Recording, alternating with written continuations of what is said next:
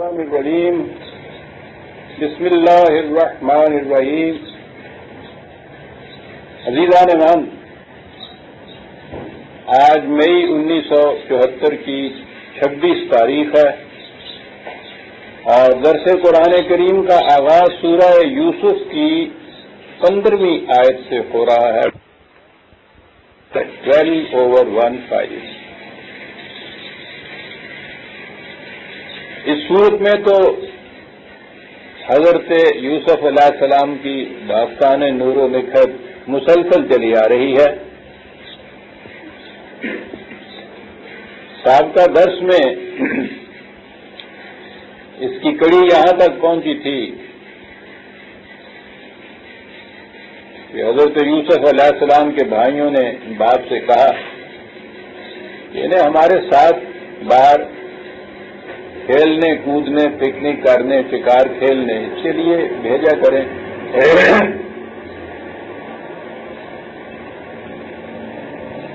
تو وہ انہوں نے یہ خدشہ ظاہر کیا کہ تم باہر جاؤ، ذرا بھی اس کی طرف سے غافل ہو جاؤ. جنگل کا معاملہ ہے، یہ عام طور پر باہر جاتا نہیں. یوں ہی کوئی درندہ کوئی بھیڑیا یہ لپٹ کرے تو یہ اچھا نہیں. تو انہوں نے کہا کہ یہ تو آپ کا وہم ہے، ہم اتنا بڑا جتھا ہے، ہمارے ہوتے ہوئے اگر اسے بھیڑیا جھپٹ کے لے جائے تو پھر تو ہم کہیں کے نہ رہے، بالکل ناکارہ ہو گئے. تو یہ خیال اپنے ذہن سے نکال دیجئے. فلما ذهبوا به واجمعوا ان يجعلوه في غيابة الجب. یہ آپ کو پتا ہے کہ پہلے انہوں نے آپس میں صلاح کر لی تھی کہ یوسف کو الگ کر دیا جائے، کچھ کہتے تھے کہ مار ہی دیا جائے. طے یہ پایا تھا کہ نہیں، جنگل میں لے جائیے اور وہاں کسی اندھے کنویں میں اسے پھینک دیجئے تاکہ باپ کی پوری توجہ ہماری طرف رہے. یہ درمیان میں ایک کانٹا ہے پہلو کا، یہ نکل جائے. تو وہ اسے لے گئے اپنے ساتھ اور انہوں نے اس بات پہ اتفاق کر لیا کہ اسے اندھے کنویں میں ڈال دیا جائے گا. انہوں نے چنانچہ اندھے کنویں میں ڈال دیا.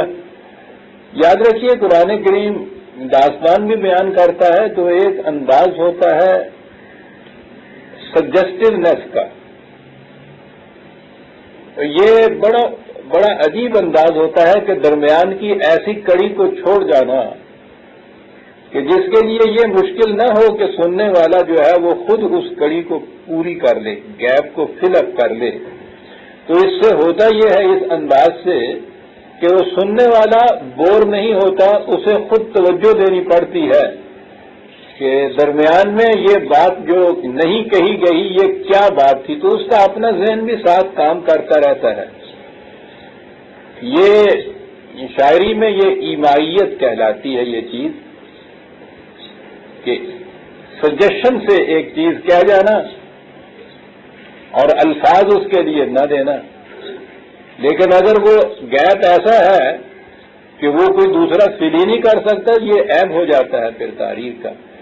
لیکن وہ اگر اس انداز سے درمیان میں گیپ دیے جائے کہ سننے والا اسے خود فل اپ کرتا چلا جائے تو یہ بڑا حسین انداز ہوتا ہے. قرآن کریم داستان بھی اگر مسلسل کہیں بیان کرتا ہے تو کچھ یہ انداز اس کا ہوتا ہے. انہوں نے ڈال دیا کنویں میں، آپ دیکھیں گے درمیان میں یہ چیزیں آتی جائیں گی. تو کہا یہ کہ بہرحال ایک شخص کو جنگل میں اندھے کنویں میں، اور وہ بھی بھائی ہیں جو ساتھ لائے ہیں اس کو کھیلنے کھلانے کے لیے، انہیں بالکل اس چیز کا وہم تک نہیں ہو سکتا کہ یہ وہ جو اب تو ہمارے یہاں محاورہ ہو گیا برادران یوسف کو تو نہیں پتا تھا کہ یہ میرے بھائی یہ کچھ کریں گے. تو کنویں میں ڈال دیا تو خطرہ ہے، حزن بھی ہے. تو فوراً وہاں قرآن نے کہا وَأَوْحَيْنَا إِلَيْهِ لَتُنَبِّئَنَّهُم بِأَمْرِهِمْ هَٰذَا وَهُمْ لَا يَشْعُرُونَ. خوب انداز ہے. کہا گھبرانے کی بات نہیں ہے. اب یہاں یہ دیکھیے، یہ نہیں کہا گیا کہ یوسف کو سارا بتا دیا کہ تم یہاں حفاظت سے نکال لیے جاؤ گے اور اس کے بعد پھر تم کہاں پہنچو گے، مصر یا تمکن تمہیں حاصل ہوگا، وہاں بہت بڑا مرتبہ ہوگا، بھائی تمہارے پاس آئیں گے. بھیک مانگنے کے لیے تم دو گے، وہاں پھر ان کے وہم و گمان میں بھی نہ ہوگا کہ تم اس مقام پہ پہنچے ہوئے ہو، اور وہاں پھر اچانک جو یہ بات ان کے سامنے آئے گی تو تم دیکھو کیا کیفیت ہوگی۔ یہ یوں نہیں ساری بات بتائی، کہا یہ کہ یہاں کسی قسم کے خوف کی بات نہیں ہے، غم و ملول کی کوئی بات نہیں ہے۔ ہم ان بھائیوں کو وقت آئے گا کہ ان بھائیوں کو تمہارے یہ بتائیں گے کہ تم نے کیا کیا تھا، اور وہ ہے کہ وہ ہم لا یشعرون، اس حیثیت میں کہ ان کے شعور میں بھی یہ بات نہیں ہوگی کہ یہ یوسف ہے جو ہمارے سامنے ہے۔ یعنی وہی یہ بات جو تھی درمیان کی ساری کڑیاں چھوڑ گیا ہے قرآن، اور کہا یہ ہے کہ بتائیں گے، ایک وقت آئے گا کہ انہی بھائیوں کو بتائیں گے کہ تم نے اس کے ساتھ کیا کیا تھا، اور انہیں اس کا شعور بھی نہ ہوگا۔ میں یہی یہ بتاؤں کہ کس انداز سے یہ بات سامنے آئی تھی۔ داستان یوسف کو ہم سب کو معلوم ہی ہے، اس لیے اس کڑیوں کے دہرانے کی ضرورت نہیں۔ آخر میں جا کے جب یہ صورت تھی کہ وہ 2-3 مرتبہ بھائی آئے بھی، غلہ بھی لے گئے، معاملہ بھی اس سے ہوا، انہیں بالکل معلوم نہیں، ذہن و گمان میں بھی نہیں ہو سکتا تھا کہ وہ جسے ہم نے اس طرح سے کنویں میں ڈال دیا تھا وہ مصر کے تخت کے اوپر یا اتنی مسند اقتدار کے اوپر فائز ہے، اور اس کے یہ اختیارات ہیں، اور اس سے ہم یہ غلہ لے کے جا رہے ہیں، وہ ہمارے ساتھ یہ کچھ کر رہا ہے، ان کے وہم و گمان میں بھی نہیں تھا۔ تو آخر میں قرآن میں یہ ہے کہ جب اچانک یوسف نے انہیں یہ کہا کہ تمہیں کچھ معلوم ہے کہ تم نے وہ یوسف جس کے متعلق تم یہ وہ بڑی باتیں مناتے تھے، یامین کے متعلق جب یہ بات ہوئی کہ اس نے چوری کی ہے تو اس نے کہا تھا کہ کوئی نئی بات نہیں ہے، یہ تو ایسے ہی لوگ ہیں، اس کے بھائی نے بھی یہ کچھ کیا تھا کسی زمانے میں۔ تو وہاں اس مقام پر حضرت یوسف نے اپنے آپ کو بے نقاب کیا، یوں کہیے تعارف کرایا، یہ معلوم کیا کہ یوسف ہے۔ تو قرآن کے انداز ملاحظہ فرمائیے کہ اچانک یہ چیز کسی کے سامنے آ جائے، یہاں اگر تھوڑی سی بھی عربی آپ جانتے ہوں تو اس کو اپریشیٹ کریں گے کہ کیا انداز ہے کہ وہ سامنے کھڑے تھے کہ مصر کا ایک عزیز ہے، ایک گورنر ہے، ایک صاحب اقتدار وزیر ہے جس کے ساتھ یہ بات ہو رہی ہے، اور وہ یہ کہہ رہا ہے کہ تمہیں معلوم ہے کہ اس کے بھائی کے ساتھ تم نے کیا کیا۔ تو وہ یوں ہی ذہن میں یہ آیا تو اس نے کہا کہ اس میں کوئی بات ایسی نہیں ہے جس میں تعجب کی بات یہ ہو، یہ میں یوسف ہوں اور یہ میرا بھائی ہے۔ قرآن کے الفاظ ہیں، قالوا انک لانت یوسف، کیا بات ہے، ارے تو یوسف ہے، کیا انک لانت، جانتے ہیں جاننے والے کہ یہ کیا انداز ہے یہ بات کرنے کا، بیان ہی یہ چیز ہے جیسے بالکل پنجابی جو 75 کہتے ہیں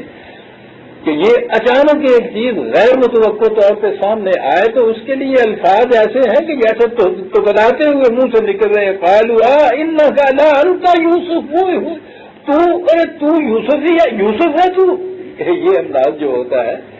تو وہاں قرآن نے جو کہا تھا کہ ہم انہیں بتائیں گے ایک وقت میں کہ تو کہاں پہنچا، کس مقام پہ سرفراز ہوا، اور وہم لا یشعرون، انہیں شعور تک اس بات کا نہ ہوگا کہ تو وہاں پہنچ سکتا ہے۔ تو یہ ہے وہ مقام جو آگے آئے گا کہ جہاں یہ میں نے کہا کہ وہم لا یشعرون جو ہے وہ کس انداز سے قرآن نے وہاں بتایا ہے کہ ان کو اس کا ذہن و گمان تک نہیں تھا کہ یہ سامنے یوسف ہو سکتا ہے۔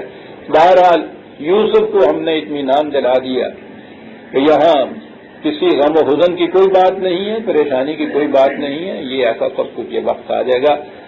وَجَاءُوا أَبَاهُمْ عِشَاءً يَبْكُونَ، اور وہ پھر بھائی داستان آگے چلتی ہے، وہ بھائی رات کو روتے ہوئے باپ کے پاس آ گئے۔ قَالُوا يَا أَبَانَا إِنَّا ذَهَبْنَا نَسْتَبِقُ وَتَرَكْنَا يُوسُفَ عِندَ مَتَاعِنَا فَأَكَلَهُ الذِّئْبُ، کہا کہ ابا جان کیا بتایا آپ کو، کیا بیتی ہمارے پاس، یوسف کو ہم نے بٹھایا تھا سامان کے پاس اور ہم کھیل کود میں نکل گئے اور ہم دوڑ میں لگ گئے۔ نسل تو وہ یہ ہے کہ ایک دوسرے سے آگے نکلنے کی کوشش کرنا، ایسی دوڑ جس میں ریس کسی شکل ہو کہ کون آگے نکلتا ہے، تو وہ اس طرح سے ہم اس میں محو ہو گئے، یوسف کو پیچھے چھوڑا ہم نے سامان کے پاس، اور واقعی جو آ کے ہم دیکھتے ہیں تو یوسف کو تو ایک بھیڑیا کھا گیا۔ اور آگے ہے وہ بات، وَمَا أَنْتَ بِمُؤْمِنٍ لَنَا وَلَوْ كُنَّا صَادِقِينَ، کہا کہ بات مشکل ہماری یہ ہے کہ آپ تو ہمیں عام حالات میں بھی سچا نہیں سمجھا کرتے. ہمارے متعلق تو آپ نے پہلے سے یہ پریجوڈس مائنڈ کر رکھا ہے کہ ہم تو ہر قسم کا نثر کرتے ہیں, فریب کرتے ہیں, جھوٹ بولتے ہیں, سچ بولتے ہی نہیں ہیں. اور یہ واقعہ ایسا ہے کہ اگر ایسا نہ بھی ہوتا, اگر ہمیں آپ عام حالات میں سچا بھی سمجھے تو یہ بات تو ایسی تھی کہ یہ شاید آپ پھر بھی باور نہ کرتے ہماری بات. یعنی وہ جھوٹ ایسا ہے کہ وہ اپنے من کا چور, اور کیا انداز ہے بات کہنے کا کہ آپ تو بہرحال بات مانیں گے نہیں, آپ تو عام حالات میں ہمیں کہا کرتے ہیں کہ تم لوگ سچ بولتے نہیں. اور پھر یہ واقعہ ایسا اس قسم کا غیر متوقع واقعہ ہے جو ہم بات کہنے کے لیے آتے ہیں کہ اگر عام حالات میں ہمیں آپ سچا بھی سمجھا کرتے تو اس واقعے میں تو آپ ہمیں کبھی سچا سمجھتے ہی نہیں. آپ بتائیے ہم کیا کریں. وَجَاءُوا عَلَىٰ قَمِيصِهِ بِدَمٍ كَذِبٍ, وہ یوسف کا کرتا ساتھ لے آئے تھے اور اس پر جھوٹا لہو لگا رکھا تھا. دم کذب, جھوٹ موٹ کا لہو اس کے اوپر لگا رکھا تھا, اور وہ بھی انہوں نے پیش کر دیا. قَالَ بَلْ سَوَّلَتْ لَكُمْ أَنفُسُكُمْ أَمْرًا فَصَبْرٌ جَمِيلٌ وَاللَّهُ الْمُسْتَعَانُ عَلَىٰ مَا تَصِفُونَ. انہوں نے کہا کہ حالات ایسے تم نے پیدا کر دیے ہیں کہ اس میں میں کر کیا سکتا ہوں, سوائے اس کے کہ برداشت کروں اس کو حوصلے سے. اور صبر بھی صبر جمیل. آپ دیکھتے ہیں یہ ان کے کیریکٹر کے جو لوگ ہیں ان کا صبر بھی ایسا نہیں ہوتا کہ جس میں عام حالات میں جیسے لوگ صبر کرتے ہیں کہ بظاہر صبر کہے جاتے ہیں اور واویلا مچایا جاتا ہے, غم و حزن ہوتا ہے. صبر جمیل, بہتر چیز یہاں جو ہے وہ برداشت کر لینا ہی ہے. جو کچھ تم کہتے ہو اس کے متعلق اب تم سے میں بحث کیا کروں. ایسی صورت تو ہو نہیں سکتی کہ میں تمہارے ساتھ جا کے وہاں کہوں کہ دکھاؤ مجھے لاش کہاں, تم تو کہتے ہو کہ بھیڑیا لے ہی گیا اس کو. تو میں سوائے اس کے کہ خدا سے مدد کا خواہاں ہوں کہ وہ اپنی طرف سے کوئی مدد کرے میری. جو کچھ تم کہتے ہو اس قصے اور کہانی کے اوپر میں اس سے زیادہ کیا کر سکتا ہوں. یہاں باپ کی بات بیٹوں کے ساتھ یہ ختم کی قرآن نے پھر ادھر چلا گیا. وجاءت سیارۃ فارسلوا واردہم فادلی دلوہ. ادھر سے ایک قافلہ گزرا. یہ علاقے وہ ہیں جہاں پانی کی بڑی کمی ہوتی ہے, اور جہاں کہیں پانی ہو وہاں قافلے وہیں وہ کیمپ کرتے ہیں, وہیں اپنی منزل لگاتے ہیں, وہیں پڑاؤ کرتے ہیں اپنا پانی کے قریب. تو وہ دور سے انہوں نے دیکھا ہوگا کہ کنواں ہے وہاں, تو وہاں وہ ٹھہرے. تو وہ جو ایک پیش رو ہوتا ہے قافلوں میں تو تقسیم کار کی ہوئی ہوتی ہے, اسی طرح سے قافلے چلتے ہیں. تو وہ جو پیش رو ہوتا ہے وہ آگے جا کے پہلے جائزہ لیتا ہے جگہ کا, دیکھتا ہے کہاں کیا چیز ملے گی, منزل کس قسم کی ہے, کہاں ٹھہرنا چاہیے. تو وہ پانی کے لیے وہ آگے گیا کہ سب سے پہلی چیز تو پانی لانے کی ہے. رسی اور ڈول لے کر گیا. وہاں جب گیا ہے تو اس نے وہ کنویں میں ڈول لٹکایا. کالا یا بشرا ھذا غلام, اس نے وہی دہائی دی, وہ خوشخبری ہو خوشخبری ہو, یہ ایک غلام مل گیا ہم کو یہاں. اس زمانے میں یہ بردہ فروشی تو عام ہوتی تھی, ادھر ادھر سے لوگ لے جاتے تھے غلاموں کو, بچوں کو, لونڈیوں کو دوسری جگہ لے جا کے بیچ دیتے تھے. اب غلامی کی خرید و فروخت میں ایک تو یہ ہوتا ہے کہ ایک جگہ سے کہیں سے خریدا انہوں نے اور تھوڑے بھاؤ پر, تھوڑی قیمت پر, آگے چل کے زیادہ قیمت پر بیچا, اس میں بھی منافع ہوتا تھا. لیکن اگر غلام مفت میں مل جائے, یہ جو انداز ہے نا کالا یا بشرا ھذا غلام, یہ بتا رہا ہے کہ اسے کتنی خوشی ہوئی, وہ آپے سے باہر ہو گیا کہ ایسا ایک پلا پلایا ہوا جوان لڑکا مل رہا ہے اور مفت مل رہا ہے. اور اس کا غلام ہونا تو ظاہر ہی ہے کہ جو اس طرح سے نکالے گئے, اور وہ عام انداز اس زمانے میں ہوتا تھا. انہوں نے اسے غلام بنایا. وَأَسَرُّوهُ بِضَاعَةً, اور اپنے مال تجارت انہوں نے سمجھ کے, جیسا اور مال تجارت تھا اسے بھی تجارت کا مال سمجھ کے چھپا لیا. تو یہ تو غلام, یہ جو اس طرح سے بردہ فروش ہوتے ہیں وہ تو چھپا کے ہی لے جاتے ہیں نا, اس کو چھپا لیا, مال تجارت قرار دے گا. یعنی اب وہ انسان نہ رہا, ایک کموڈٹی ہو گیا. اور کموڈیٹی کیا بات قرآن کی ہے کہ انسان سے بضاعتاً بن گیا پہلے ہی وہ شخص، اب وہ مال تجارت ہو گیا، وہ انسان کا بچہ نہ رہا۔ غلامی میں کیفیت یہ ہوتی ہے کہ پھر انسان مال تجارت ہو جاتا ہے، واہ واہ، کمرشل کموڈیٹی ہو جاتی ہے صاحب۔ واللہ علیم بما یعملون، وہ یہ کچھ کر رہے تھے اور خدا یہ جانتا تھا کہ آگے اس داستان کی اگلی کڑی کیا ہونے والی ہے، چھپایا وہ لے گئے۔ وَشَرَوْهُ بِثَمَنٍ بَخْسٍ دَرَاهِمَ مَعْدُودَةً، کیا بات ہے قرآن۔ ہمارے ہاں جو قصہ ہے حضرت یوسف یا زلیخا کا جو قصہ مشہور ہے، اس میں یہ مشہور ہے کہ پہلے ان قافلے والوں نے، وہ بھائی پہنچ گئے تھے اور پہلے انہوں نے بھائیوں سے خریدا تھا۔ یہ تورات کا واقعہ ہے، تورات میں ایسا ہی ہے کہ انہوں نے ان کے بھائیوں سے خریدا، انہوں نے بھائیوں نے بھی وہ کہا کہ وہ مصیبت پھر گلے پڑ گئی، جلدی سے بیچو، تھوڑے سے پیسے دے کے اس کو بیچ دیا، اور پھر یہ اس کو لے کے گئے اور پھر مصر کے بازار میں جا کے زلیخا کے ہاتھ بھیجا۔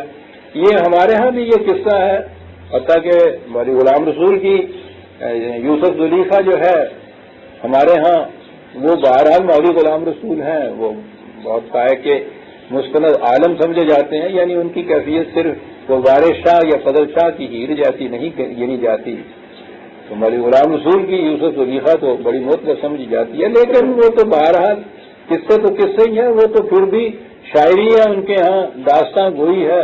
تفاسیر جو آپ کے ہاں ہیں ان میں بھی یہی کچھ لکھا ہوا ہے، اور یہ ساری چیزیں اسرائیلیات سے یہ لیتے ہیں، تورات سے لی ہوئی ساری بات، کہ پہلے بھائیوں نے بیچا قافلے والوں کے ہاتھ، اور جن کا نا نے سٹ پایا، بالکل یہ چیز ہوئی کہ وہاں لامیاں کیا دیتے ہو، لیکن یہ سرکمسٹانشل ایویڈنس جو بتاتی ہے، کرائم جو بتاتے ہیں، وہ خود اس کو بٹلاتے ہیں کہ بھائی تو وہ کچھ کر کے چلے گئے تھے، پھر وہ آگے کہیں وہ کنویں کے اوپر بیٹھ گئے تھے چوکیداری کرنے کے لیے کہ قافلہ آئے گا اسے نکالے گا تو پھر اس سے ہم کہیں گے کہ لاؤ صاحب ہم بیچتے ہیں کیا؟ پہلے تو ان کے قبضے میں وہ ہوتی، وہ متاع جو تھی جسے قرآن نے کہا ہے کموڈیٹی، پھر تو بیچتے بھی، وہ تو کنویں کے اندر تھی، وہاں یہ اوپر بیٹھے ہوئے تھے۔ یعنی قرآن یہ بتاتے ہیں کہ یہ بات غلط ہے، بات یہی سیکھی کہ وہ پھینک کے چلے گئے، انہوں نے نکالا اور لے کے چلے گئے، اور وہاں جا کے مصر میں پھر انہوں نے اسے بیچا تھا۔ تو یہ دو دفعہ بکنے کی بات نہیں ہے، ورنہ ہمارے ہاں یہی ہے کہ پہلی قیمت جو ہے وہ ایسی ہی ہے جیسے یوں ہی پورٹکل میں جس نے کسی سے اپنے گلے سے اتارنی ہو کوئی چیز کہ میاں لاؤ جتنے پیسے دیتے ہو دو، اور پھر آگے جا کے جو بیچا ہے زلیخا کے پاس تو وہ پھر کھڑے داموں انہوں نے بیچا تھا۔ اسی لیے یہ دو قیمتیں جو ہیں وہ غالب بھی جو اپنے متعلق کہتا ہے کہ میں یوسف سے بقیمت اول خریدا ہوں۔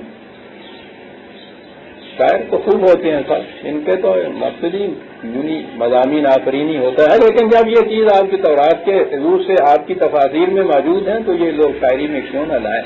بڑی حسین چیز ہے، یوسف سے بقیمت اول خریدا۔ کیوں حفیظ صاحب؟ عجیب شخص، میں اندلیب گلشن نا آفریدہ ہوں، یہ ہے یہ بلا کا شخص، کیا باتیں کہتا چلا جا رہا ہے۔ اپنا مقام اندازہ لگائیے، اس بات کا اندلیب جو ابھی پیدا بھی نہیں ہوئی، لیکن اپنے دور کے اندر جو بے قدری ہو رہی ہے اس بے قدری کے متعلق اپنے آپ کو یوسف کہنا، میں یوسف سے بقیمت اول خریدا ہوں، یوسف ہوں، بکا ہوا ہوں اس قیمت پر جو پہلے اس کے پڑی، دوسری قیمت بھی نہیں ہے، دوسری میں تو پھر بھی وہ جو داستان ہی صحیح عشق و محبت کی روح سے ایک محبوب کو وہ خریدنے کے لیے آئی تھی، لیکن یوسف سے بقیمت اول، میرے بھائیوں نے مجھے بیچا ہوا ہے اور ایک جن سے کاسب سمجھ کے لٹیروں کے ہاتھ میں مجھے دیا ہوا ہے، ہوں میں یوسف سے بقیمت اول خریدا ہوں۔ بہرحال بات یہ میں کہہ رہا تھا کہ ہمارے یہاں یہ مشہور ہے کہ پہلے بھائیوں نے بیچا پھر یہ آگے لے گئے، قرآن یہ نہیں کہتا، قرآن کہتا ہے کہ قافلے والوں نے اسے بیچا۔ اب یہ دیکھیے انداز قرآن کا، ثمن تو ہے قیمت، بخسن دراہما معدودتن، دو چیزیں، یوں ہی چند ٹکوں کے عوض، اور وقت کا لفظ جو ہے لوٹ کا مال، چوراں دا مال کے ڈانگاں دے گز، یہ ہے نا ساڈے بھی، یہ ہے بخشن کا ترجمہ، کہ وہ مال جو لوٹ سے آیا ہوا ہو، اس مال کو جس طرح بیچا کرتے ہیں نا، یوں بیچا انہوں نے کہا بخشن دراہم معدودتن۔ اور پھر یہ بھی بات جو ہے وہ ہماری داستان ہی ہے کہ وہ زلیخا جو تھی وہ آئی تھی خریدنے کے لیے،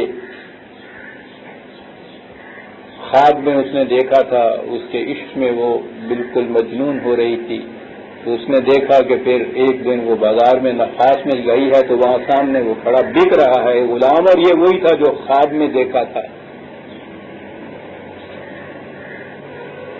اور وہاں پھر اس نے وہ جو آپ کو یاد ہے، اس مقام پہ مجھے وقت یاد آیا کرتا ہے، وہاں آ کے غلام رسول نے بھی، مولانا غلام رسول نے بھی بڑے ہی دلگداز انداز میں وہ بات بیان کی ہے، اور بڑی حسین انداز ہے کہ ایک محبوب ہو جس کی مدت سے اس کو آرزو ہو، تلاش ہو، پتہ نہ ہو کہ وہ کون ہے، کہاں ہے، خواب میں صرف آیا ہوا ہو، اور دل باختگی کا یہ عالم ہے کہ وہ دیوانہ وار پھر رہی ہے، اچانک ایک دن جا رہی ہے بازار میں، وہ دیکھ رہی ہے نفاس کے اندر جہاں غلام بکا کرتے تھے کہ وہاں سامنے غلام بک رہا ہے، اور یہ وہی ہے کہ جس کے عشق میں وہ دیوانہ اور فریفتہ پھر رہی ہے، وہاں وہ بولی ہو رہی ہے، تو وہاں یہ غلام مولانا غلام رسول اپنے یہاں لکھتے ہیں، خوب انداز ہے کہ جس نو یار وکیندہ لبے کہ قیمت ہوئے پلے، کیا بات، یہ مقام اللہ اکبر، یعنی کہا کہ سنیے تو صحیح ہے کہ جس نو یار وکیندہ لبے کہ قیمت ہوئے پلے، اس دے جیڑ نہ تالیا کوئی، اس دے تاج سبلے، تیرے نالوں زیادہ قسمت والا اور کون سا ہو، اس سے زیادہ خوش بخت کون ہو سکتا ہے کہ محبوب جس کی تلاش اتنی تھی وہ بک رہا ہے اور قیمت اس کے پاس ہوتا ہے۔ تو بہرحال یہ شاعری ہے جو کی گئی، قرآن نے یہی کہا ہے کہ وہاں انہوں نے بیچا، اسے چوری کا مال تھا، ڈانگا نے گاز، جو کسی نے بیچا،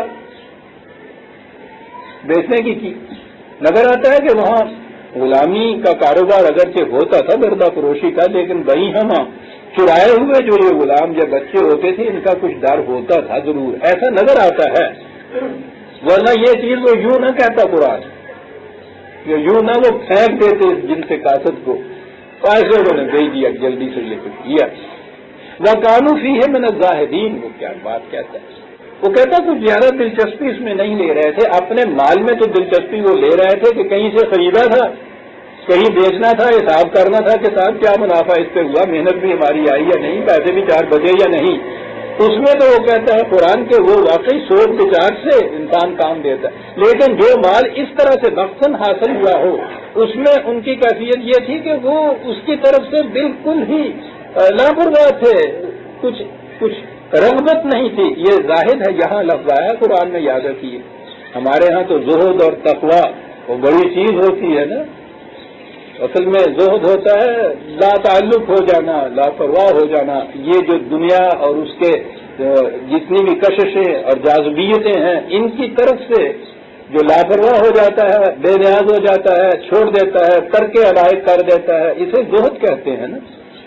تو یہی لفظ ہے وہ کہ کان فیہ من الزاہدین، کہ چونکہ اس طرح سے یہ مال ملا ہوا تھا، پیسے کچھ اور اس پہ خرچ نہیں ہوئے تھے، انہوں نے پھینکنا تھا، اس لیے وہ اس کی طرف اتنی بھی رغبت نہیں رکھتے تھے جتنی اپنی تجارت کے مال کے متعلق رغبت رکھتے تھے۔ دیکھیے یہ کس انداز سے قرآن گناتا چلا جاتا ہے کہ انسان کی کیفیت پھر کیا ہو جاتی ہے۔ پہلی چیز تو اس نے یہ کہی کہ غلامی میں آیا تو انسان سے وہ بضاعتن بنا، ایک کموڈٹی بن گیا وہ سر۔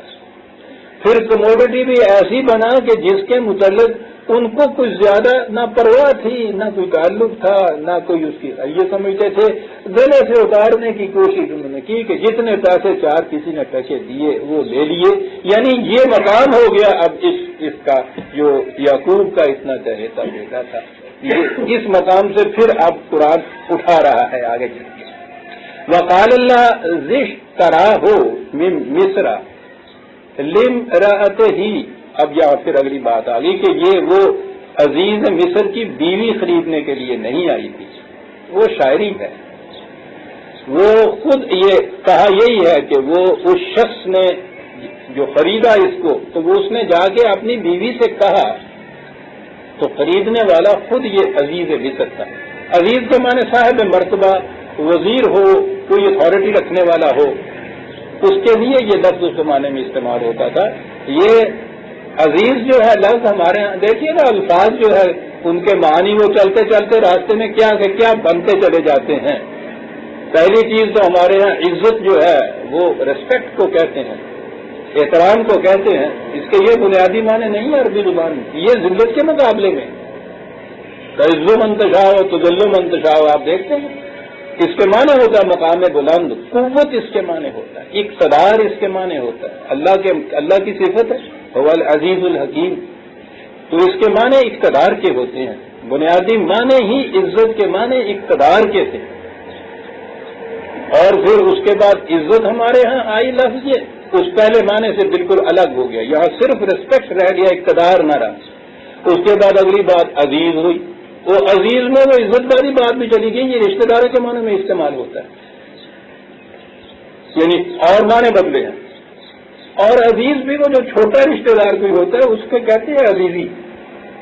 بزرگ تو نہیں کہتے یہ، اور چھوٹا ہوا یہ، یعنی جس کے بنیادی معنی صاحب اقتدار اور صاحب مقتدر اور قوت والا جو خدا کا کی ایک دوست عزیز ہے، تو سمٹا کے ہیں چھوٹا جا پر آجا پانجا جا بن گیا جس میں بتیجا منانا ہوتا ہے.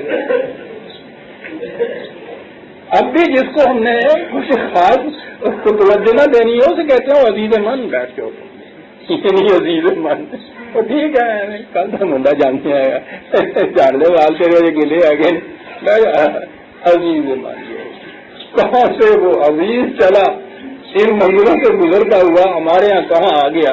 اب سوچیے تو آپ ترجمے سے جو قرآن پڑھیں گے تو اللہ تعالیٰ کے متعلق جو آئے گا عزیز، تو عزیز من سے بڑا گا کی ہو.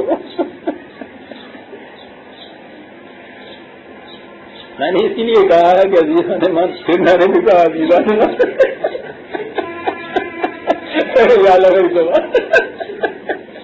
دیکھتے ہیں کس طرح سے یہ الفاظ غیر شعوری طور پہ زبانوں پہ چڑھے ہوئے ہوتے ہیں. تو میں نے عرض کیا ہے نا کہ ترجموں سے قرآن سمجھ میں نہیں آ سکتا. یعنی عزیز آئے گا تو آپ کے ذہن میں کبھی آ ہی نہیں سکتا کہ یہ صاحب مقدرت اور صاحب قوت اور صاحب غلبہ اور صاحب اقتدار کو کہا جاتا ہے عزیز.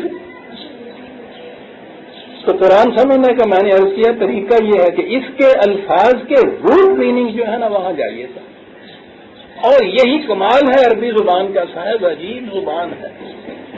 روٹ میننگ کے اندر سب کچھ اس کے پنہا ہوتا ہے. اور پھر اوپر آئیے تو یہ یوں ہی افراتفری میں الفاظ نہیں یوں بن جاتے. وہ ایک قاعدہ ہے سائنٹیفک ان کا. اس قاعدے کی روح سے یہ الفاظ جو ہے ان میں تبدیلیاں پیدا کرتے ہیں جس کو وہ باب کہتے ہیں. اس باب کی ایک خصوصیت ہوتی ہے، اس باب میں جب کوئی لفظ آتا ہے تو اس خصوصیت کے تابع بنیادی معنی ہو جاتے، یعنی معنی بنیادی اس خصوصیت کے تابع. اندازہ لگائیے.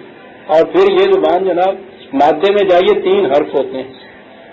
اس زبان کے اندر یہ چیزیں قاعدے کی روح سے، اصول کی روح سے موجود ہیں کہ مادے میں مثلاً بے اور دار اکٹھا جس مادے میں آئے گا اس کے معنی ابتدا کے ہو جائیں گے، پہل ہو جائے گی. جیم اور سین آئے گا تو اس کے معنی یہ ہو جائیں گے. ہزاروں کی تعداد میں یہ الفاظ آئیں گے جن میں کہیں جیم اور سین اکٹھا ہے. کوئی بھی یہ لفظ لے لیجیے گا ان ہزاروں کے اندر، اس مادے میں جو انہوں نے کہا ہے کہ جہاں یہ 2 حرف اکٹھے ہوئیں گے اس میں یہ معنی ہوں گے، ضرور وہ ضرور معنی ہوں گے اس میں. تو پھر اوپر اس کو لاتے چلے جائیے. اب باب کے اندر اس باب میں یہ معنی ہوں گے، اس باب میں یہ معنی ہوں گے، استفعال میں یہ ہوگا، استعال میں یہ ہوگا، مفعول میں یہ ہوگا. عجیب زبان ہے. تو جس زبان کی یہ کیفیت ہو اس زبان کے ترجمہ ہمارے ہاں کی زبان میں وہ میں نے کہا نا کہ اس کا لفظ کا تو حلیہ بگڑ جاتا ہے ہمارے ہاں. عزیز کے معنی یہ جو یہاں ہے نا کہ عزیز مصر تھا، تو اس کے معنی یہ کہ ایک صاحب اقتدار تھا، وہ اتھارٹی تھی کوئی اس کے پاس مملکت کی طرف سے بااختیار ان پاور. اس نے خریدا تھا، وہ زلیخا نے نہیں. زلیخا کا تو نام ہی ہے نہیں بیچاری کا اس میں. تو وہ صاحب اقتدار تھا جس نے وہ آ کے خریدا، اور خریدنے کے بعد اس نے جا کے پھر اپنی بیوی سے کہا اکرمی، ایک لفظ غلام خرید کے لائے. ہمارے ہاں اب حالانکہ وہ غلامی کی بات نہیں ہے، لیکن گھر کے نوکر جن کو ہم کہتے ہیں، ملازم ہمیں جس کا کہتے ہیں، کبھی یہ سوال ہی نہیں پیدا ہوتا کہ ان کی تکریم ہمارے دل کے اندر آ جائے کہ جائے کہ غلام کی حیثیت سے خریدا ہوا غلام وہ لے کے آ رہا ہے. تو یہ معلوم تھا کہ گھر میں یہ جب میں لا رہا ہوں اور غلام ہے تو اس کی کیا درگت یہاں بنے گی، کس حیثیت سے اس کو رکھا جائے گا. لیکن اس نے بیوی سے کہا کہ نہیں، اکرم مسوا، اس کو عزت کا مقام دینا گھر میں. وہ اس نے تو قیاسے سے پہچان لیا ہوگا کہ یہ بچہ جو ہے، اور یہ کچھ مشکل نہیں ہے عزیزان کہ یہ چیز دیکھ کے پہچان لی جائے کہ یہ اچھے گھرانے کا لڑکا ہے، ہونہار بروا کے سیکھنے پاس. اس کی پیشانی سے یہ چیز نظر آ جاتی ہے کہ یہ کوئی عام بچہ نہیں. اور پھر اتنے میں کچھ باتیں بھی اس نے کی ہوں گی اس کے ساتھ. عام بچہ بھی نہیں تھے، یہ 17 سال کی عمر تو اس وقت کہی جاتی ہے تورات کی روح سے، جب یہ ابھی گھر میں تھے تو بہرحال اتنے بڑے نوجوان تھے. تو انہوں نے باتیں بھی کی ہوں گی، اور انہوں نے پھر یہ بشرے سے بھی دیکھ لیا ہوگا، قیاسے سے بھی اندازہ لگا لیا ہوگا کہ کسی بڑے گھر کا ہے، اور خود بھی یہ رشد اور ہدایت کو جانتا ہے.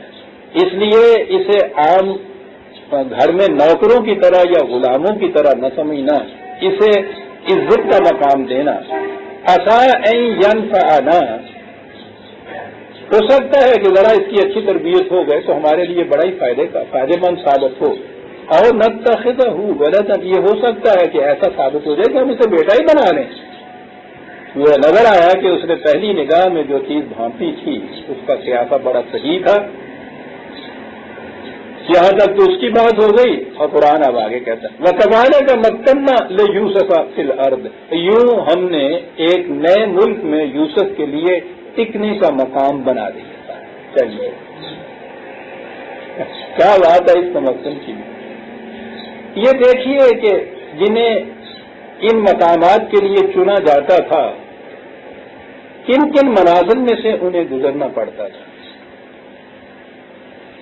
حضرت موسیٰ علیہ السلام جب وہاں گئے ہیں طور پہ، تو پہلی بات یہ ہوئی کہ ہم نے تمہیں اپنے ایک مقصد کے لیے، لنفسی قرآن کہتا مقصد بھی نہیں، ہم نے تمہیں اپنی ذات کے لیے چن لیا ہے موسیٰ.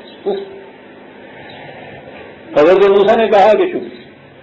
کہنے لگے موسیٰ شکریہ اتنی سی بات کا نہیں ہے، آؤ تمہیں بتائیں. اور پھر ایک ایک قدم قدم کے اوپر شکریہ کے سجدے بجا لاتے چلے جاؤ. میری نگاہ نے جھک جھک کے کر دیے سجدے، جہاں جہاں سے تقاضائے حسن یار ہوا. کہنے لگے موسیٰ بنی اسرائیل کی قوم میں پیدا ہوئے تھے، اہل فرعون کے ہاں وہ قوم ذلیل ترین قوم. پہلی کڑی ہماری یہ تھی کہ ہم نے تمہیں پیدا ہونے کے ساتھ ہی بنی اسرائیل کی قوم کے اندر رہنے نہیں دیا. اس قوم کا سب سے بڑا باعزت مقام جو تھا شاہی گھرانہ، وہاں پہنچا دیا تمہیں ہم نے. کیوں؟ بہت شکریہ. اللہ کے شاہی میں تمہاری پرورش ہوئی، پتہ کیوں ہوئی؟ تم نے بنی اسرائیل کی قوم کا ایک غلام بن کے نہیں رہنا تھا. تم نے تو ٹکر لینی تھی فرعون اور اس کے ساتھیوں کے ساتھ. تمہیں معلوم ہونا چاہیے تھا کہ یہ محلات کی سیاست ہوتی کیا ہے. وہاں یہ کچھ سکھایا، تمہیں کچھ پتہ بھی نہیں تھا، تمہارے ذہن و گمان میں بھی نہیں تھا کہ ہم کیا کر رہے ہیں. سب کچھ سیکھا تھا نا، تمام مہرے وہاں کے دیکھ لیے تھے، بتاتے سیاست تمہارے سامنے آ گئی تھی، ایک ایک چیز تمہارے سامنے تھی. بالکل ٹھیک کہو. غلام قوم کے کسی فرد کے لیے ممکن تھا یہ کہ محلات کے اندر کی سیاست سے وہ یوں واقف ہو جائے؟ ٹھیک ہے، بہت شکریہ. پھر تم نے غصے میں آ کے ایک آدمی کو وہاں مار دی، یہ کیفیت تمہاری. ٹھیک، تم پہ ہاتھ ڈالنے والے ہی تھے کہ وہاں سے ہم نے تمہیں محفوظ نکال لیا. آج تک تم بظاہر بھاگے بھاگے پھرتے ہو، لیکن موسیٰ تم ایک مصروف اشتہاری مجرم کی طرح بھاگے نہیں پھر رہے تھے. محلات شاہی کے اندر پڑے ہوئے جو ہیں، آزادی کی فضا وہاں نصیب نہیں ہو سکتی. ہم پھر ان آزادی کی فضاؤں کے اندر لے آئے جہاں تم کسی کے محکوم نہیں تھے.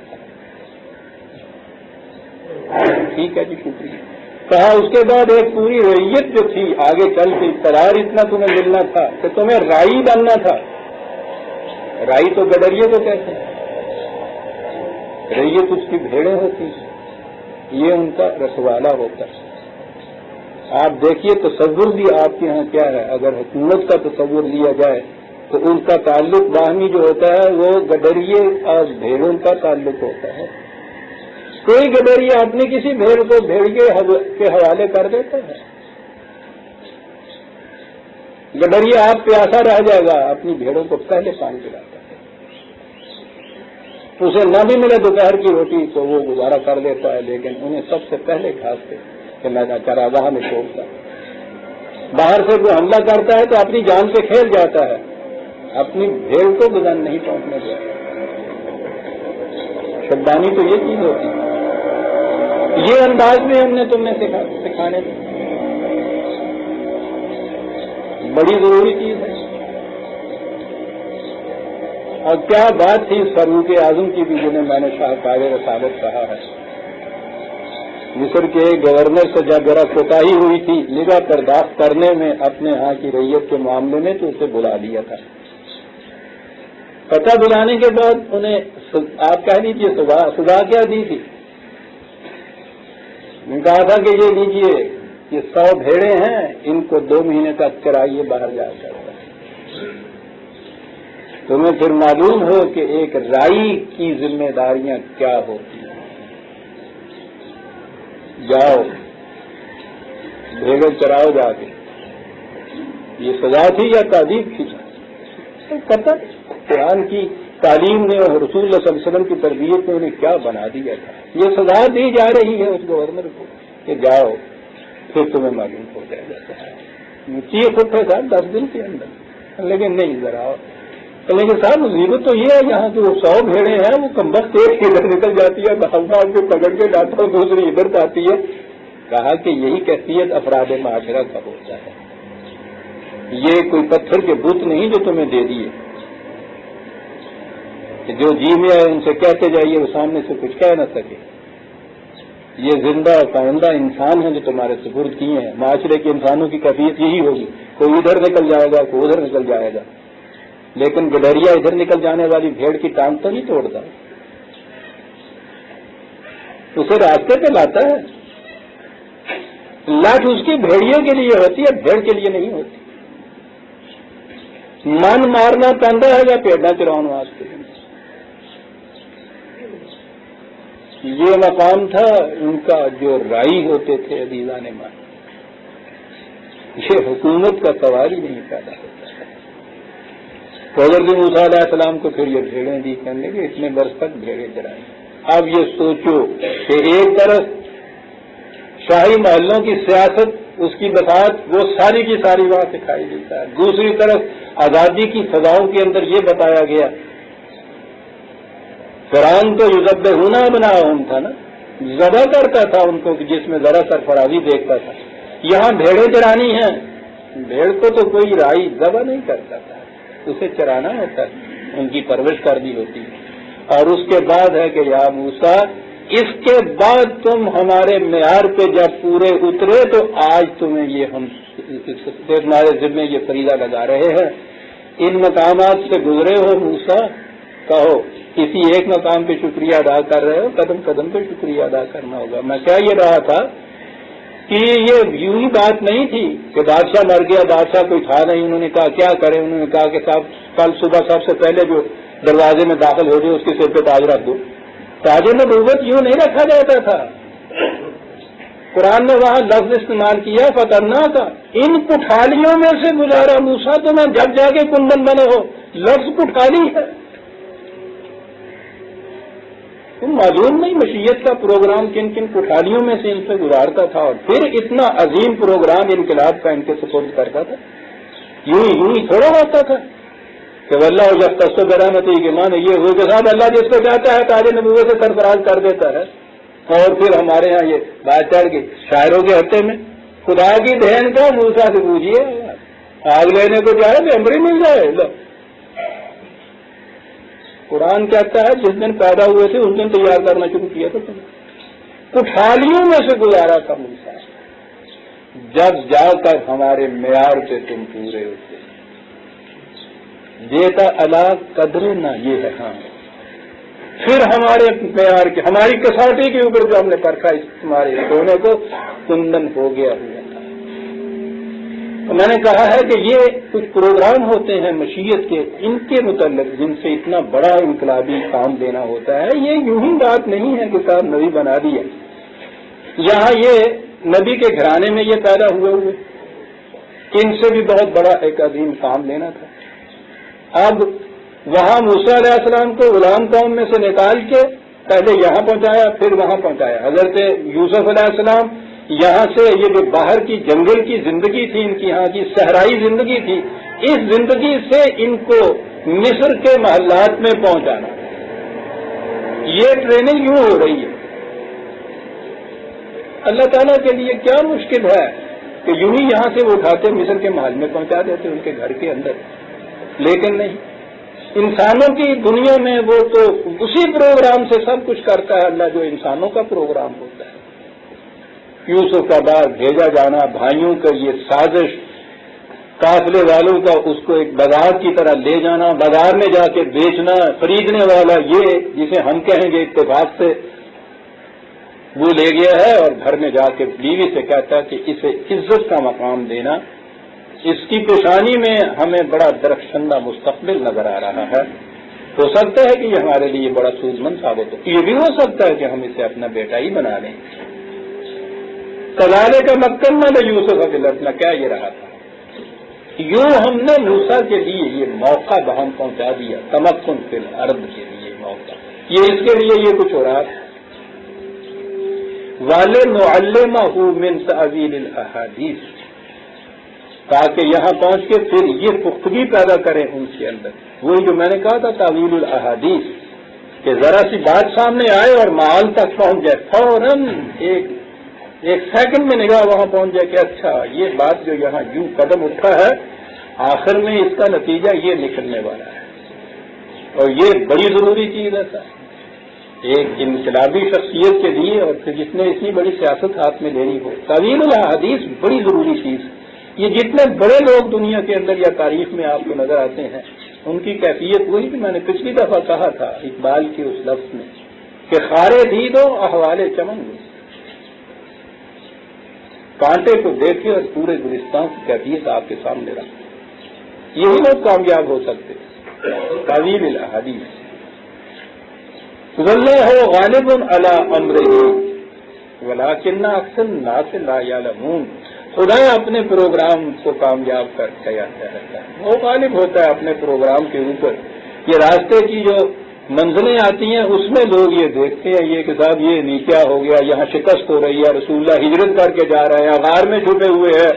وہ کہتے ہیں یہ کیا ہو رہا ہے کہ صاحب خدا اپنے رسولوں کو غالب کرے گا اور ہمارے رسول غالب آ کے رہیں گے. اچھے غالب آ کے رہے ہیں، آدھی رات کو جان بچا کے معاذ اللہ ان کے الفاظ میں بھاگے جا رہے ہیں، چھپے ہوئے غاروں میں چھپ رہے ہیں، نعرے پڑ رہی ہیں، لہو لہان ہو رہے ہیں، گالیاں پڑ رہی ہیں، پتھر پڑ رہے ہیں، اور کہا یہ جا رہا ہے کہ ہم اور ہمارے رسول غالب آ کے رہیں گے. یہ اچھا غلبہ آ رہا ہے. کہتے ہو لیکن اکثر الناس لا یعلمون. اکثر الناس سب کی بات نہیں کہی ہے. لوگوں کی اکثریت ایسی ہوتی ہے کہ وہ جو واقعہ سامنے فوری آتا ہے فوری کسی نتیجے پہ پہنچتے ہیں. بات اصل میں تعویل الاحادیث کی ہونی چاہیے. وہ لوگ بھی ہوتے ہیں جو پھر یہ پہچانتے ہیں کہ نہیں یہ کڑیاں جو ہیں اس طرح سے اس سونے کو ٹھوس کو جو پگھلایا جا رہا ہے تو مقصد اس کا مایا بنانا نہیں ہے، سیال بنانا نہیں ہے، بلکہ اس کو کسی دوسرے سانچے میں ڈھالنا ہے، وہ یہ جانتے ہیں ولیکن اکثر الناس لا یعلمون فلما بلغ اشدہ،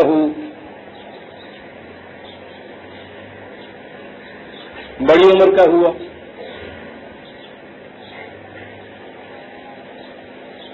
آتینا ہو حکمن و علمن، تو وہاں اب تربیت ایسی ہوئی ہے حضرت یوسف علیہ السلام کی، غلام بن کر یہاں یہ آئے ہیں، اس سے پہلے بھی یوں ہی صحرا نشینی کی زندگی تھی نا، تو یہاں آ کے پھر یہ تمام چیزیں علم اور حکم، یعنی یہ حکومت کے اسرار پنہاں اور علم، یہ تمام چیزیں یہاں ان کو سکھائی گئیں، ان مقام کے اوپر وہ پختہ ہوئے۔ اب پھر یہاں وہی بات آ گئی کہ ہاں صاحب کچھ خدا کا پروگرام تھا تو اس کے لیے یہ کچھ وہ کڑیاں خدا کر رہا تھا اور اب خود یہ ہوتا چلا جاتا تھا۔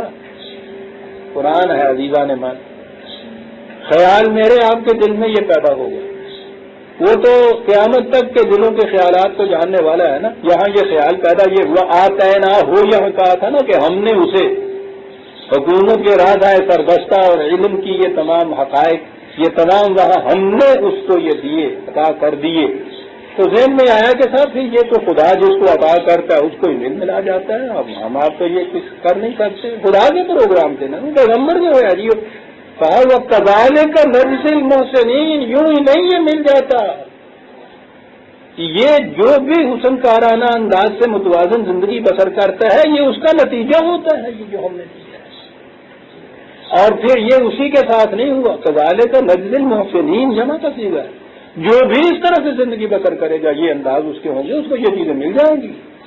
اب آتینا ہوگا سی بصیر یہاں خود آ گئی ہے۔ اب اگلی کڑی ہمارے سامنے آتی ہے، اس اگلی کڑی کا ایک لفظ جو تھا میں اس کو دیکھنے کے لیے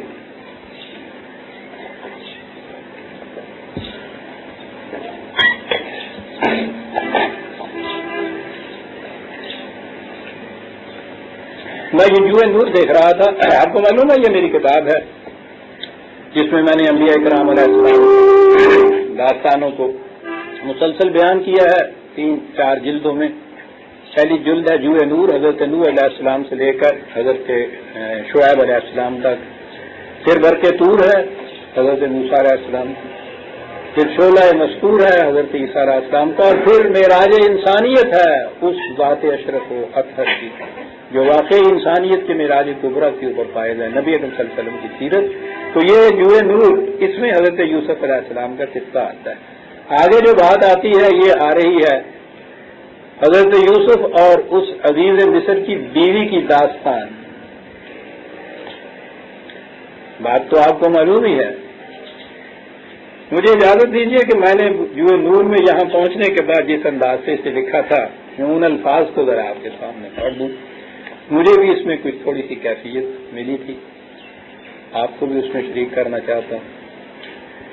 میں نے لکھا ہے کہ اب اس ذری داستان کی اگلی کڑی شروع ہوتی ہے اور کاروان شوق اس وادی میں داخل ہوتا ہے جہاں سیرت و کردار کی آزمائش کے لیے ترغیبات نفس کے صبر آزما اور نگاہ فریب مناظر سامان سب بہار بادامہ کیے دامے ہم رنگ زمیں کی طرح چاروں طرف بکھرے پڑے۔ حضرت یوسف کی عمر اس وقت بھرپور جوانی کی تھی۔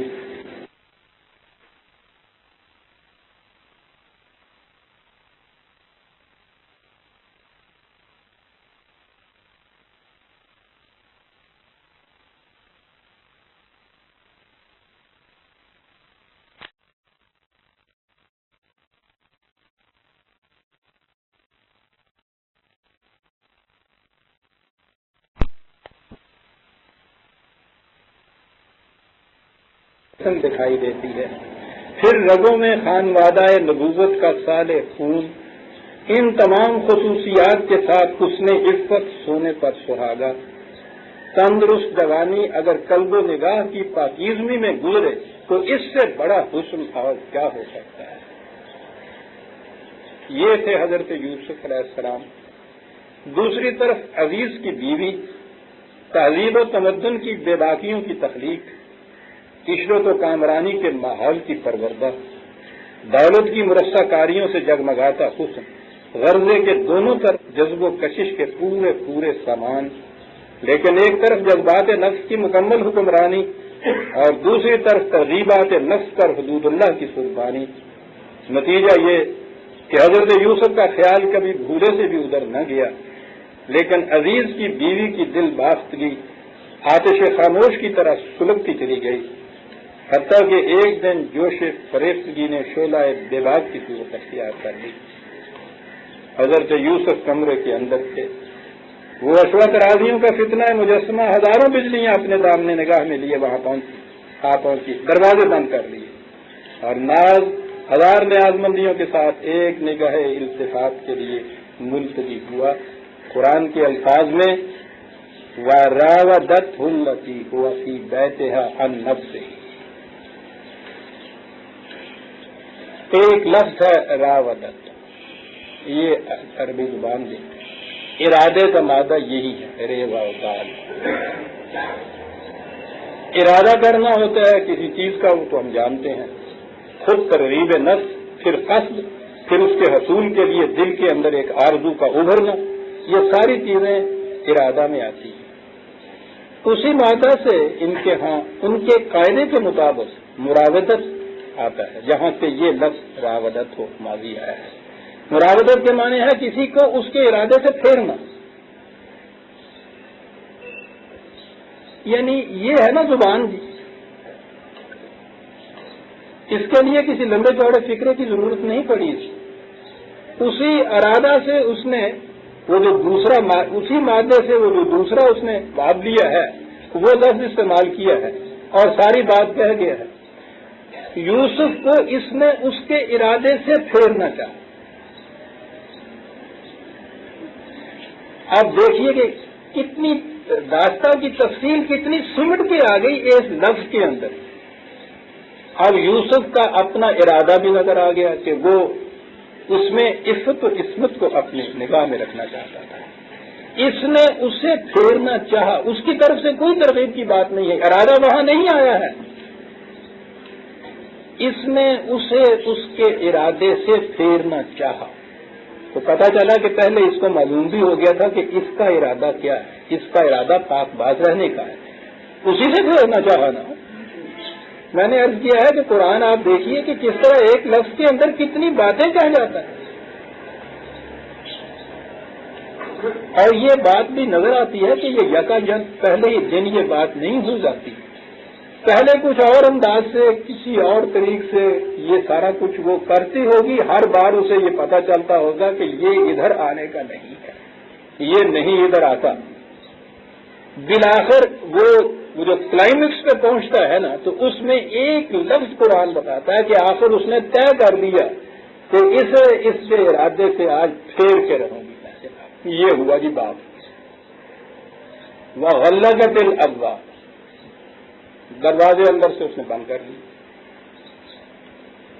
تو جو میں نے کہا تھا نا کہ درمیان میں یہ بیچ میں گیپ چھوڑتا ہے داستان کے، اور اس میں کہتا ہے کہ خود ضلع کیا کرو ایمائیت، کتنی بڑی اس کے اندر ایک لفظ کے اندر کتنی بڑی داستانیں چھپ کے آ گئی اس میں،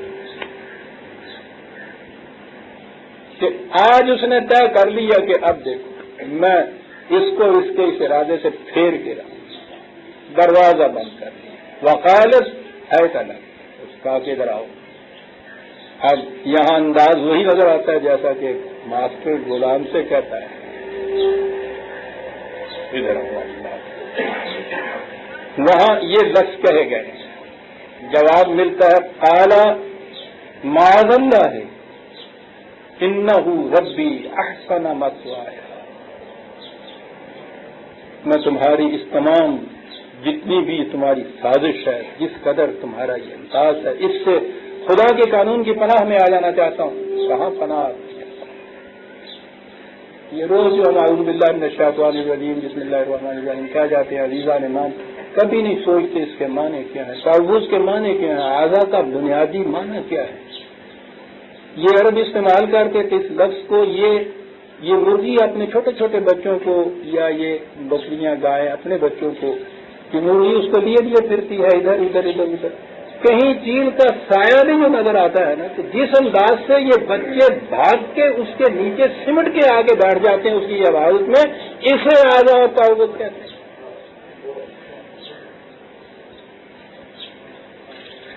اعوذ باللہ من الشیطان، یہ جو میرے اندر اس قسم کے خیالات ابھرنے شروع ہوئے ہیں جو مجھے دور لے جائیں گے صحیح راستے سے، اس کے لیے میں خدا کی قانون کی پناہ میں آنا چاہتا ہوں۔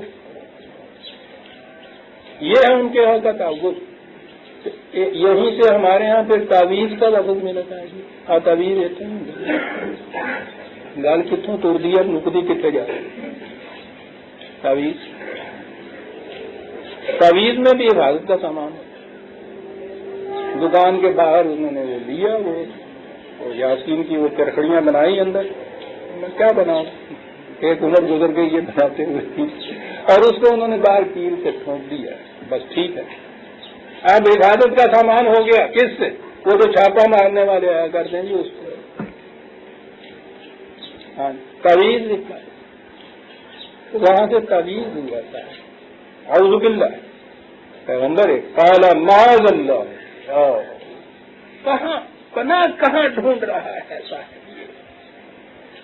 نظر آیا کہ بظاہر آپ دیکھیے کہ جو کچھ یہ ہو رہا تھا عام حالات میں یہاں سے بچنے کی کوئی صورت نظر نہیں اب آتی، کوئی پناہ کی جگہ نظر نہیں دکھائی دیتی تھی، سامان جس میں بھی باہر مادی تھے ان میں تو کوئی سامان نظر نہیں آتا تھا۔ بے ساختہ زبان پہ آیا کہ میں تیرے ہی سایہ رحمت کے اندر پناہ ڈھونڈ رہا ہوں، ورنہ یہاں تو حالت یہاں تک پہنچ گئی ہے کہ کوئی اور پناہ گاہ نظر نہیں آتی۔ یہ پناہ ملی تو کہاں ملی؟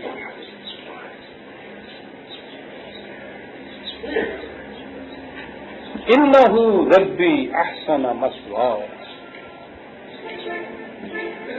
کہا کہ اور احسانات تو اس سے ایک طرف رہے، وہ میرا نشو و نما دینے والا جس نے یہ مقام مجھے عطا کیا ہے، اس کی تو احسان فراموشی ہوگی اگر میں پھسل جاؤں گا۔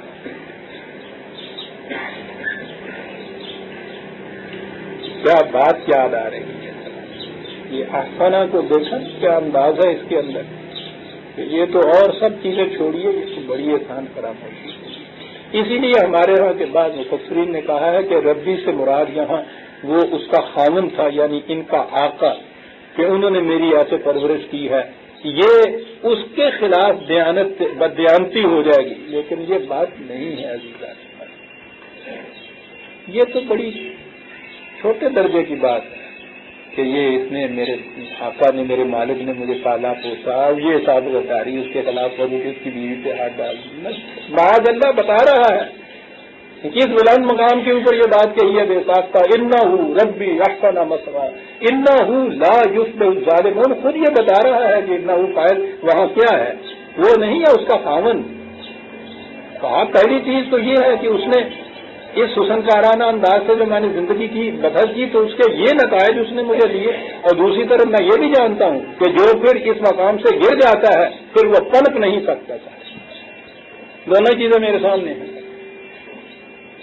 دیکھا آپ نے، منفی اور مثبت دونوں چیزیں لا الہ اور الا اللہ دونوں آ جاتی ہیں کہ اگر اس مقام سے گر جاؤں تو پھر کہیں پناہ نہیں، اور اگر میں اس کے اوپر ثابت قدم رہوں تو میں تو دیکھ چکا ہوں، ذاتی تجربہ کر چکا ہوں کہ کس طرح کس بلند مقام کے اوپر اس نے مجھے بتا دیا۔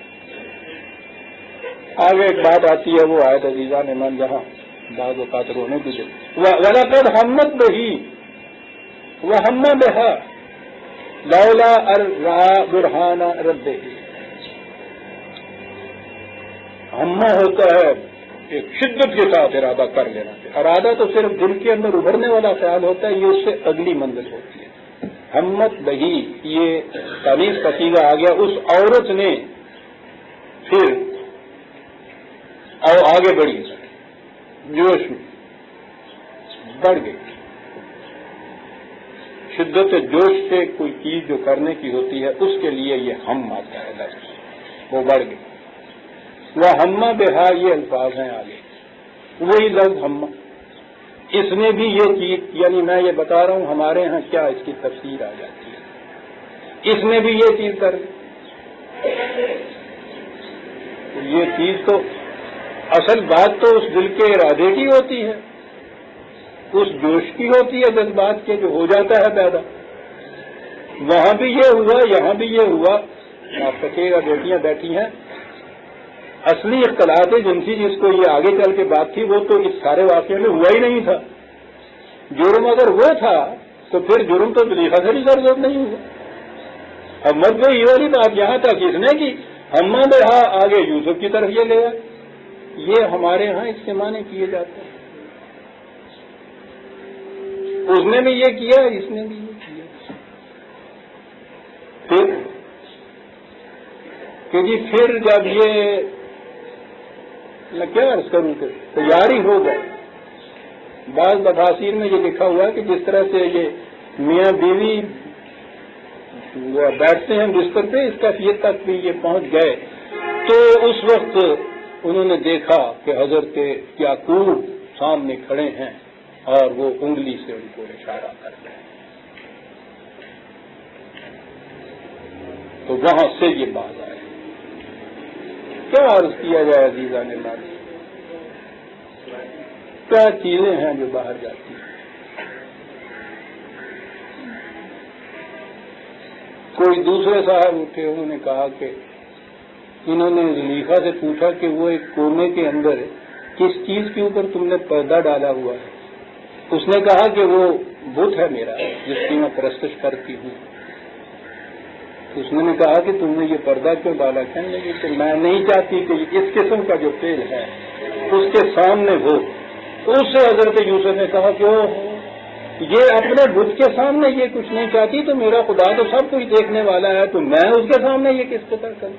یعنی یہ چلتی ہیں پھر تفصیلیں. اور آپ کو پتا ہے کہ یہ سارا کچھ ہو کیوں رہا ہے. یہ آیت میں نے ابھی آدھی پڑھی ہے، اگلے لفظ نہیں پڑھے. سنیے عزیزان من، وہاں ہی پڑی ہوئی ہے، کہیں دور جانے کی ضرورت نہیں ہے.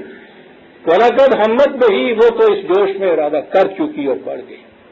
اور آگے ہے وَهَمَّ بِهَا لَوْلَا أَن رَّأَىٰ بُرْهَانَ رَبِّهِ، اس کے سامنے اگر خدا کی اقدار اور قوانین نہ ہوتی تو یہ بھی یہ کر گزرتا. یہ لولا یہاں رکھا ہوا ہے. ایسا ہے کیا قرآن کا انداز. یعنی عام، اب یہاں دو باتیں آ گئی. عام حالات میں یہ جذبات ابھرتے ہیں، ہر ایک کے دل میں ابھرتے ہیں. ٹھیک ہے، حالات ہی ایسے ہوئے تھے کہ کوئی اور ہوتا. تو یہ اب سوال ہوا کہ ان حالات میں وہ کون سی چیز ہے کہ جو انسان کو روک کے رکھتی ہے.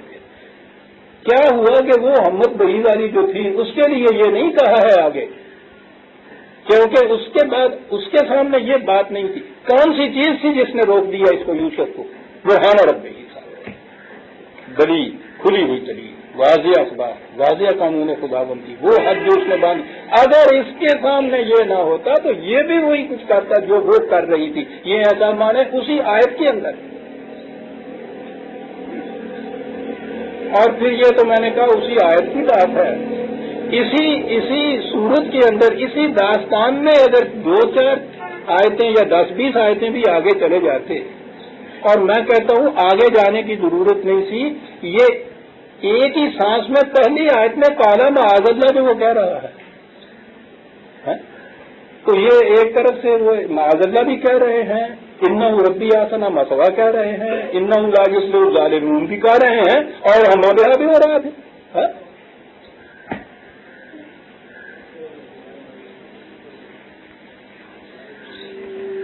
تو بابا ذرا چند سطریں آگے چل کے دیکھ.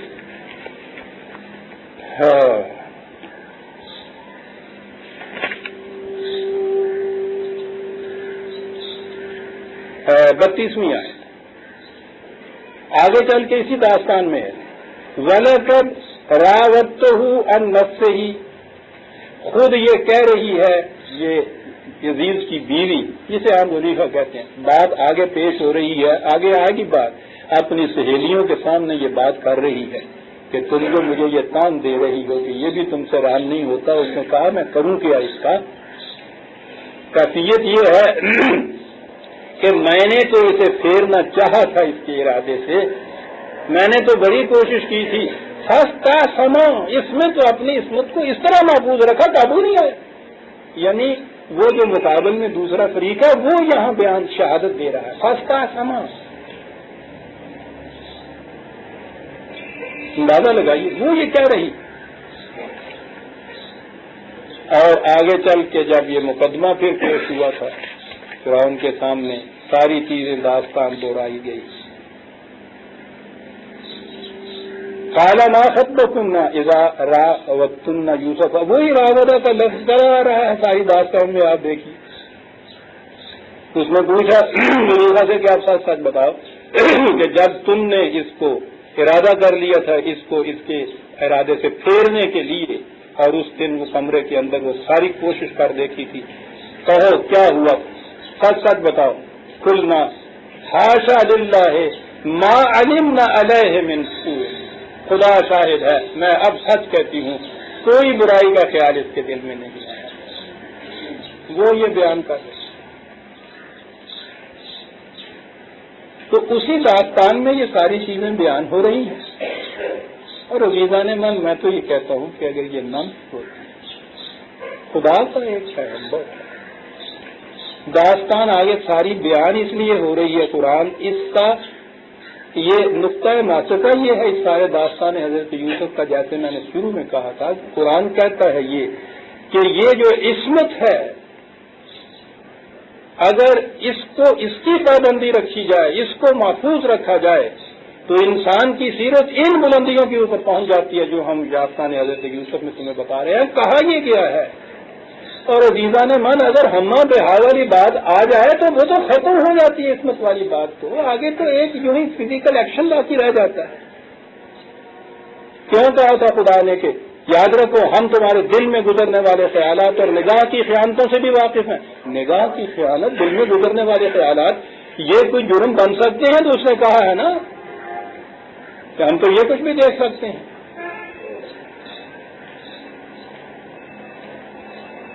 وہ بھی ایسا، اس کے دل میں بھی یہ جوش مار جاتے جذبات. لولا ارزا برہان، اگر اس کے سامنے یہ اخبار خداوندی نہ ہوتی تو عام حالات میں یہ ایک تقاضۂ بشریت تھا، یہ ہو جاتا. اور اسی لیے جو میں بار بار کہا کرتا ہوں قرآن کریم کی تو تعلیم عجیب ہے. وہ ان جذبات کو معیوب قرار نہیں دیتا. یہ تو نہایت ضروری ہے.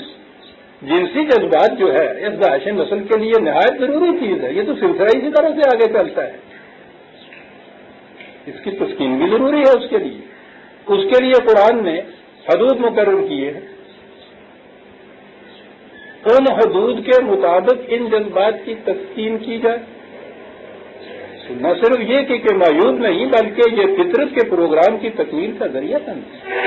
جذبات معیوب چیز نہیں.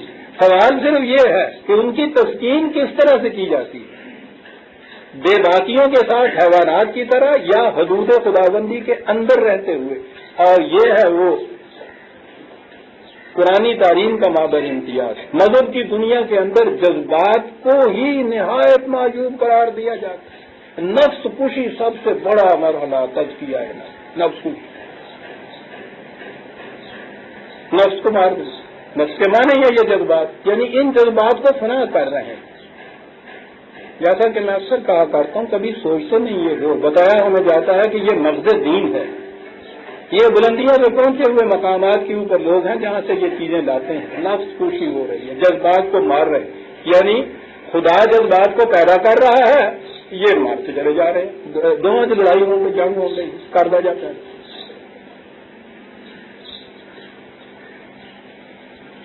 تو جنہوں نے ساتھ ہی چسیاں پسواں مچھراں کیڑیاں ماری ڈی پودے ترے جانے ہیں. تو باہر ہوں چھپڑ لگا ہوا اتنے مچھر پیدا ہوں ترا جانا، ڈی پودے ترے جانے. ادھر آ پہ آ رہے ہنر آزمائے تو دیر آزمائے ہم جگر آزمائے. خدا جذبات پیدا کرتا چلا جاتا ہے، یہ مارتے چلے جاتے ہیں اس کو. اور یہ کبھی مر بھی سکتے ہیں. وہ ٹھیک کہا تھا اس نے، اور آج کی سائیکالوجی اس کی تعریف کرتی ہے کہ پڑی روح سادہ مستوری نہ دارن. یہ جو نمود حسن کے جذبات ہوتے ہیں جن کے اندر، ان کو چھپا کے نہیں تم رکھ سکتے. چدائے بندی روزن سر بڑھا رنگ دروازہ بند کر دو تو روشن دان سے جاگتے ہیں. یہ روشن دان وہ چیز ہے جسے پرورشن کہتے ہیں سائیکالوجی میں. اگر فطرت کے صحیح طریقوں سے ان کی تسکین نہ کی جائے تو یہ پھر پرورشن بدنہادی ہوتی ہے، ضرورن سربراہ رہنا. نفس کو مار نہیں سکتے. قرآن کریم کیا کہتا ہے؟ ومن اضل ممن اتبع ہواہ، اس سے زیادہ گمراہ نہیں بلکہ ضائع ہو جانے والا لفظ ہے اللہ تعالیٰ. اس سے زیادہ تباہ ہونے والا اور کون ہو سکتا ہے؟ جو اپنے جذبات کے پیچھے چلے. تو کے لیے صاحب لو بات ہو جو میں کہہ رہا تھا اس کی تو تردید ہو رہی ہے ابھی تک. اس سے زیادہ اور کون ضائع ہو جانے والا، تباہ ہونے والا، گمراہ ہے. لیکن عزیزان من آیت کے وہ ابھی کوما بھی نہیں آیا جو میں نے چھوڑ دیا. ومن اضل ممن اتبع ہواہ بغیر ھدی من اللہ، خدا کی رہنمائی کے بغیر جو اپنے جذبات کا اتباع کرتا ہے اس سے زیادہ تباہ ہونے والا کیا ہے؟ تو گویا ھدی من اللہ کے تابع جو ہے یہ ان سے یہ کام لینا، یہ ہے اصل چیز. ان حدود کے اندر رہتے ہوئے. اور وہ جو میں نبی اکرم صلی اللہ علیہ وسلم کی وہ چمکتی ہوئی حدیث کہا کرتا ہوں نا، وہ عجیب چیز ہے کہ یہ ابلیس اور یہ شیطان جن کو ہم کہتے ہیں، یہ انسان کے یہ حیوانی انسٹنکٹیو جذبات ہیں نا جو ابھرتے ہیں. یقیناً انسان کی پیدائش کا تقاضا اس کے اندر ہوتے ہیں، ابھرتے ہیں یہ چیز. میں نے کہا کہ مارے تو جا نہیں سکتے. نبی اکرم صلی اللہ علیہ وسلم نے فرمایا کہ ہر شخص کا ایک ابلیس ہوتا ہے اس کے ساتھ. تو آپ نے جب کہا ہر شخص کا، تو صحابہ میں سے کسی نے پوچھ لیا کہ حضور کیا آپ کا بھی ابلیس ہے؟ اس کو تو تصور میں نہیں آ سکتا نا جی. حضور کا بھی آپ نے فرمایا کہ ہاں میرا بھی ابلیس ہے. کہنے لگے جی پھر آپ نے کیا کیا ہے؟ کہنے لگے میں نے اپنے ابلیس کو مسلمان کر لیا. کہتا ہوں یہ ایسا ٹکڑا ہے عزیزان من، یہ وہی ذات ابراہیمی کہہ سکتی تھی، وہی کہہ سکتی تھی. یہ سب کہیں گے مار دینا ہے اس کو، لگے ہوئے اس کے پیچھے، وہ تو مار ہی نہیں سکتا. یعنی یہ انسانی جذبات، آپ سوچیے تو صحیح، سوال ہی ان کو مارنے آپ.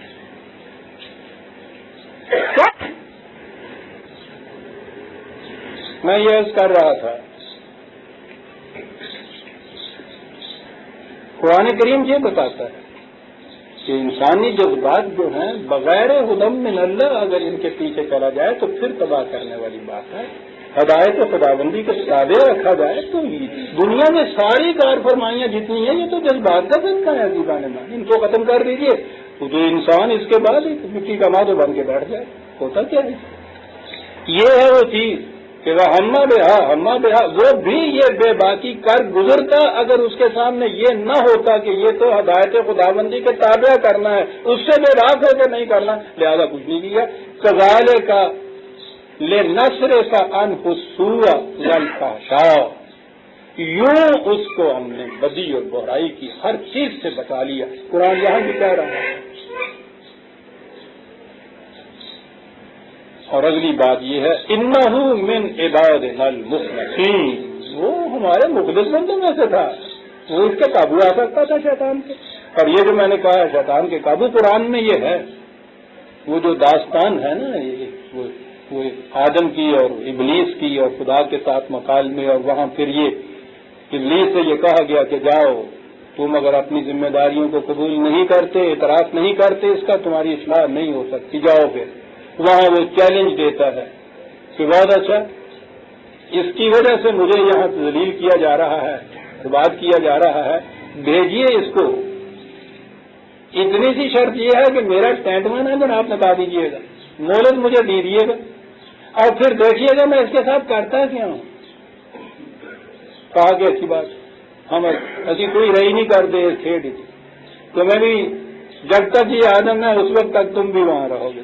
کیا اس نے کہا کہ اب دیکھو وہ جو محاورہ ہے تگنی کی ناچنا چاہتا ہوں، اس کے لیے قرآن نے جو لفظ استعمال کیا وہ بڑا ہی عجیب ہے. آپ کو پتا میں کو بتایا کرتا ہوں، وہ ایک تو وہ گھوڑے کی سواری ہوتی ہے نا باقاعدہ لگام اس کو دے کے اور اوپر بیٹھ کے اور یوں کھینچ کے، اور وہ جو گاؤں کے لڑکے ہوتے ہیں کسی کا ٹٹو ان کے قابو آ جاتا ہے تو اس کے بعد وہ مونجلی رسی لینے تو ابھی ٹھوکنے سے بل دیں کہ یہ جو ہوتا ہے نا کھبی اسے کہتے ہیں وہ کھبی دینا وہ اس نے وہاں کہا ہے کہ بہت اچھا یہ ذات شریف جن کو اتنا محسوس بنا ان کو ذرا بتا دیجیے تو اسی دیکھنا جو میں کھبی دے کے کس طرح ٹپانا ہے وہاں یہ لفظ ہے قرآن کا کھبی اس میں ذلت کی بھی بڑی بات ہے وہاں کہا خدا نے کہ یہ ٹھیک ہے لیکن میرے مخلص بندوں پر تیرا کوئی غلبہ نہیں ہو سکتا اور یہاں کہا انہ من عبادنا المخلصین اس پہ تو غلبہ اس کا قابو چل ہی نہیں سکتا اس لیے یہ جو چیز تھی وہ ہمارے ہاں جو آ رہی تھی تفسیر وہ ساری زیر انسانی پیدا کردہ چیزیں ہیں یوں بات تو ساری یہ آ رہی ہے کہ کس طرح سے یوسف نے ان حالات میں اپنی عصمت کو محفوظ رکھا اور وہ حفاظت عصمت جو ہے عزیزان من وہ خود ایکچولی فزیکل ایکشن کا سوال نہیں ہے دل کے اندر یہ خیال پیدا نہ ہو ارادے میں یہ بات کہیں نہ آئے تھا جذبات جو ہے ان کے متعلق طے ہو کہ ان کی تسکین کا سامان صرف حدود خداوندی کے تابع اندر رہتے ہوئے اس کی تسکین کرنی ہے اس سے باہر نہیں کرنی ہے یہ ہے مخلص بندوں کی نشانی یہ ہے کہ شیطان کا ان کے اوپر سلطان یا غلبہ یا قابو نہیں آ سکتا کہ وہ دلوں کے اوپر اپنی نگاہ رکھتے ہیں یہ تھی کیفیت اس لیے یوسف اس سے بچ گیا تھا اور آگے تو پھر اس کی تصدیق بھی ہوگی کہ ہوا کیا تھا یہ آئندہ درس پہ ہم اٹھا رکھتے ہیں کیونکہ آج وقت ہو گیا ہے 9:30 بج گیا ہے ہم سورہ یوسف کی 24ویں آیت تک آ گئے 25ویں سے ہم آئندہ لیں گے ربنا تقبل منا انک انت السمیع العلیم